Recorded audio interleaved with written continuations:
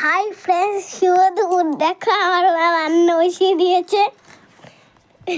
তারপরে হ্যাঁ, আমার ছেলে আজকে ভয়েস দিল। শুভ দুপুরটা আমার ছেলেই স্টার্ট করলো। দেখো ভেন্ডি আলু ভাজা এদিকে হয়ে গেছে, আর এদিকে ভাতটাও ফুটে গেছে, ভাতটা নামিয়ে দিয়েছি।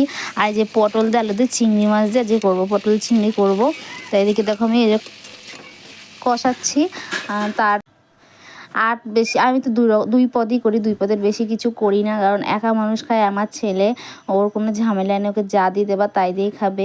আমার ছেলে খুব একটা গুড বয়, সত্যি কথা। আজকেও বললো যে মা একটু ভয়েস করি দাও, তো আমার ছেলের জন্য ভয়েস মানে করলো আর কি। তারপর দেখো এদিকে আমার তরকারিটা হয়ে গেছে, আলু সেদ্ধ হয়ে গেছে। আমি এদিকে নামিয়ে দেবো। এদিকে গরম মশলা দিয়ে নিচ্ছি।